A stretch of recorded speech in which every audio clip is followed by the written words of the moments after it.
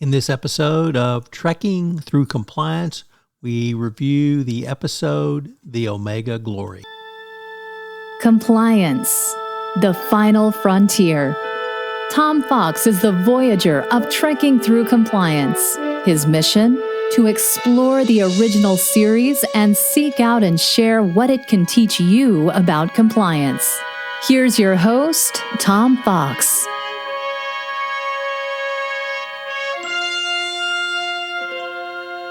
Trekking Through Compliance, Episode 52, The Omega Glory. In this episode of Trekking Through Compliance, we consider the episode The Omega Glory, which aired on March 1, 1968, and occurred on Stardate Unknown. Story synopsis. As the Enterprise approaches planet Omega 4, they discover the Exeter in orbit. However, no one is aboard. Kirk, Spock, and Galloway beam aboard the ship and find that the ship left on automatic pilot. Empty uniforms are strewn everywhere, and they seem to be filled with some sort of white crystal. McCoy analyzes the crystals and finds that they contain the elements of the human body when 96% of its water is taken away. The boarding party then plays the medical log and are warned they are dead men. They are warned that they must not return to their ship and told their only chance for survival is to beam down to the planet's surface and find Captain Ron Tracy. On Omega 4, they find Tracy, who together with Li Yang and Wu, is in the process of torturing a pair of savage Yanks. Kirk, Spock, Galloway, and Bones discover that they have been contaminated with a substance which removes all water from bodies of human, but that the surface of the planet of Omega 4 produces a natural immunization against the contaminant. Captain Tracy has apparently become mentally unstable, and Kirk finds that he has been interfering with the planet's development. Spock and Galloway are attacked by the Yanks while on a fact-finding mission, but Kirk has already discovered the discarded power packs, which Tracy has used to slaughter hundreds of Yanks. However, when Kirk attempts to communicate this fact to the Enterprise, he is confronted by a phaser-bearing Tracy. To show he means business, Tracy vaporizes Galloway with his hand phaser. Tracy contacts the Enterprise and claims that the landing party has been found unconscious. Kirk blurts out a warning to Sulu, but is knocked unconscious by the comms. Tracy is convinced that the substance in the atmosphere which protects them from death will also prolong human life and cites the fact that Wu has lived to 462 years old and his father is more than 1,000 years old as evidence. He is obsessed by finding the cause and proposed that McCoy isolate it. He wants to sell it to the highest bidder and believes the significance of this discovery outweighs the force of the non-interference doctrine. Kirk attempts to overpower him, but is himself overpowered and then thrown into a cell with the captured Yanks.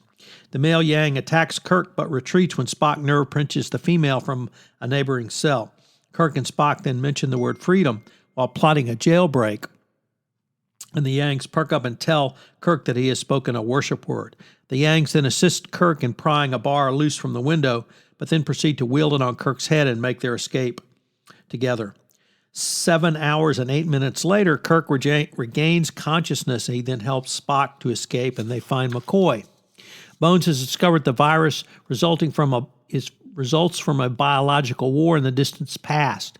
Nature has apparently developed a way of conferring immunity to those persons who stay on the planet long enough. It therefore appears that the landing party is free to return at any time. Moreover, the crew of the Exeter would have survived if they had only stayed on the planet a bit longer. Bones also determines that the inhabitants lived to such old ages because their ancestors were unusually fit, not because of an age-prolonging serum. In frustration, Tracy attacks Kirk, but Tracy, McCoy, and Spock are all taken prisoners by the victorious Yanks. Kirk realizes that the Yanks and comms are actually distorted forms of Yanks and communists, and this somewhat implausible observation is confirmed when the Yanks display a tattered U.S. flag. A trial headed by Yang leader Cloud William follows. Kirk recognizes the invocation as distorted form of the Pledge of Allegiance and surprises the Yanks by completing it unassisted.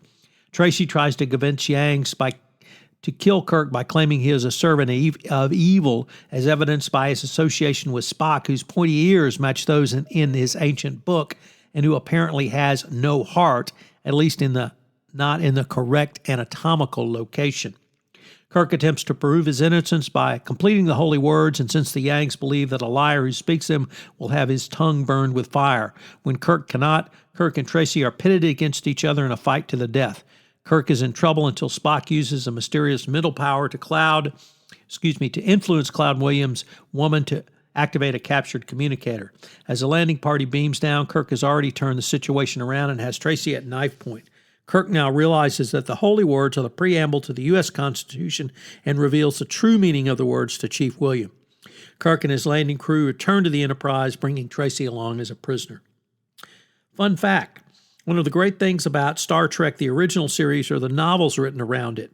In the novel Forgotten History, an investigation revealed that the Enterprise logs and scans indicated the American artifacts were far too intact to be thousands of years old, given the primitive conditions in which the Yang tribe kept them, and they could not have dated back much more than a century. However, it was discovered that the Yanks had never stated that the holy artifacts were ancient, and this was a conclusion Kirk had jumped to. It eventually concluded that in the 2140s, an Earth cargo service freighter, the U.S.S. Philadelphia, had discovered the planet and, noting the similarity between Yang beliefs and American ideals, had left behind paraphernalia to inspire the Yangs in their fight for freedom. There were many interesting continuity issues in this episode. The Enterprise visits another world possessing a parallel Earth culture. Again, Miri, bread and circuses, a piece of the actions, patterns of force, Paradise Syndrome, and Plato's Stepchild, which we will take up down the road a little bit, but these were derived from actual Earth cultures and did not originate independently. This is the second time the Enterprise encounters an Earth-like planet where the humans are centuries old. The first time was Miri.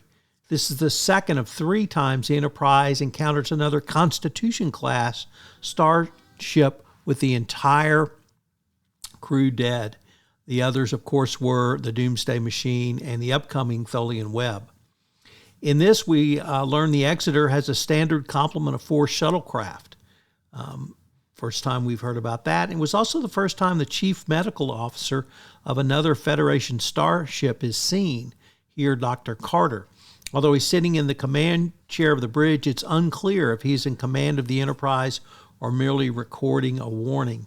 It was not until Dr. Beverly Crusher was placed in command of the Enterprise D in Descent Part 2 would a doctor clearly be in charge of a starship. And that's, of course, in Star Trek, the Next Generation. The episode marks the first and only time in the original series where there is reference made to a phaser power pack, and it's the second time in the same season that people are reduced to their component minerals. The first was by the Kelvins, who distilled the crew of the Enterprise down in by any other name. So what are the compliance takeaways from this episode? Well, the first 2 really are around training. And the first one is, have you sufficiently trained your compliance team?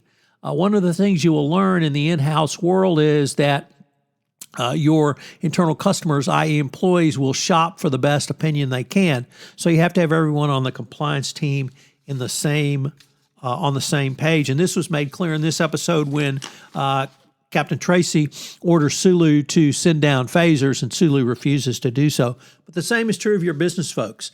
In the Enterprise's case, everyone knows about the Prime Directive, but here it was not followed by Captain Tracy.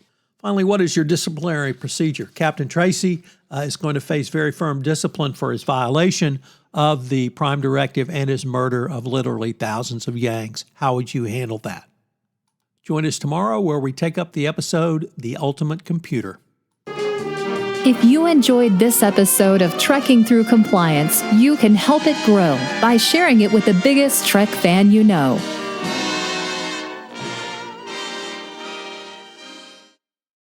This podcast is a part of the C-Suite Radio Network. For more top business podcasts, visit c-suiteradio.com.